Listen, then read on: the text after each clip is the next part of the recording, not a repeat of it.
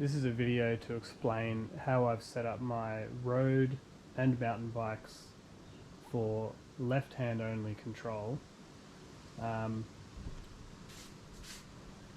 these methods are very simple and they strike a balance between offering very good control of both brakes and gear shifting whilst not costing an arm and a leg.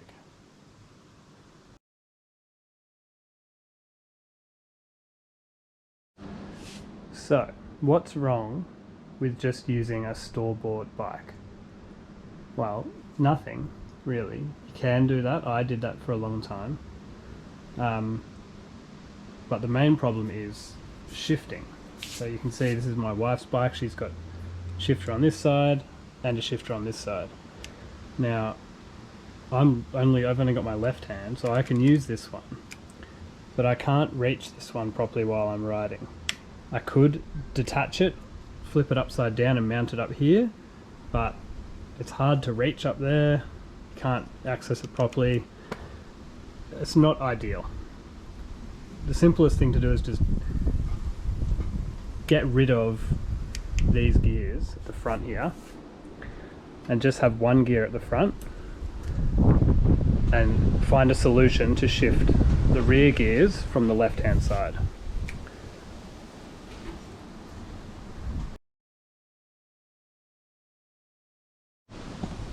So on my mountain bike, I'll show how I solved the problem of shifting the rear gears on the left.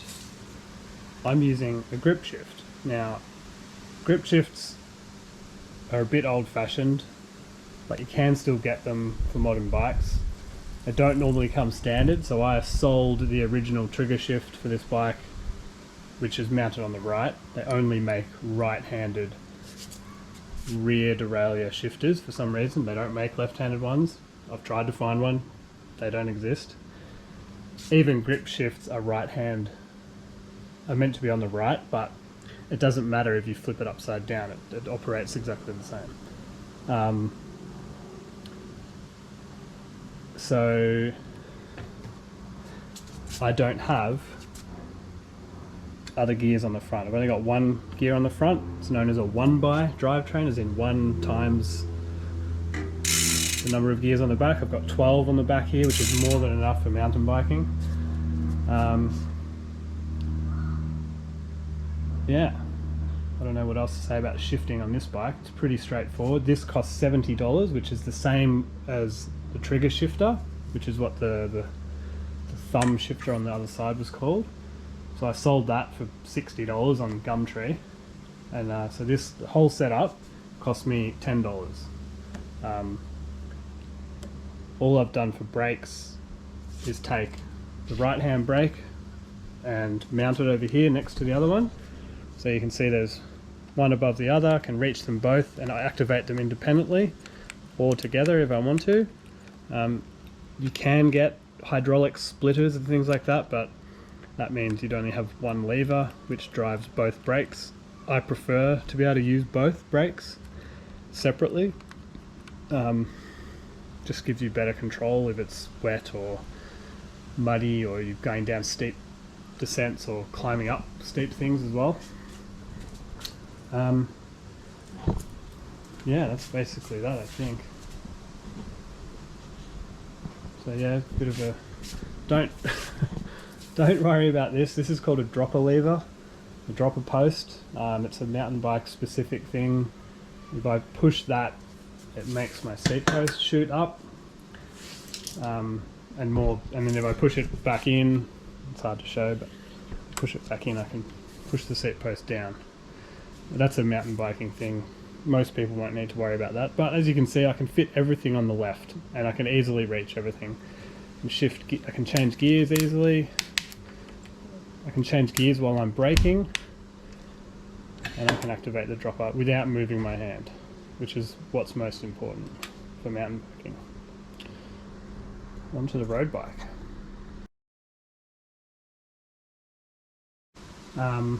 So this is where things get a bit more interesting, I think. on this bike I have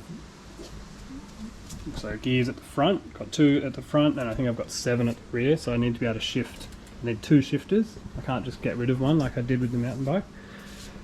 So, but it's still a very simple solution. So all I've done is this here is the brake and shifter from the right hand side, and all I did was peel all the bar tape, all this tape off, disconnect it off here and mount it upside down here, and then find the spot that suits you the best so your hand can reach it. And now when I'm riding, I can shift both. Get on and show you. So I can ride like this down here with my hand here. I can pull that brake, I can pull that brake, I can activate that shifter, or that one, or that one, or that one, without moving my hand. And then most of the time I ride up here anyway because it's more comfortable, and this is the shifter that I use the most. If I need more power for braking, I pop my hand down there and I can use both brakes together. It's pretty. I don't tend to use this shifter very often anyway, so it's not a big deal that it's not. I can't reach it from up the top, but it's not a big deal. Again, I think it cost me $10 to do that. Probably 20. I had to buy new bar tape, obviously, but that's a consumable anyway. And I think I had a bike shop replace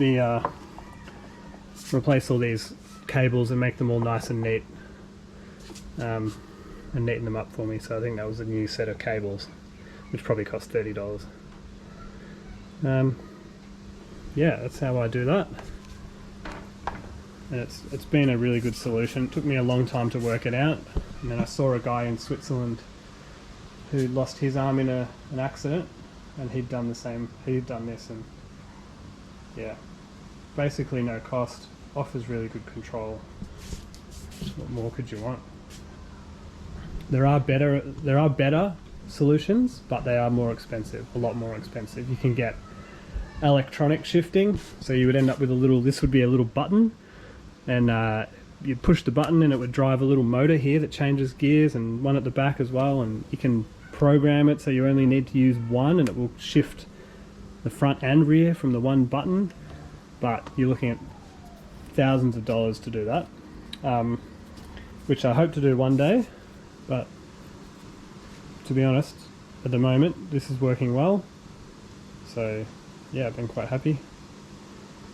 If anyone has any questions, yeah, let me know, shoot me a message, leave a comment, and I'll hopefully get back to you as soon as I can.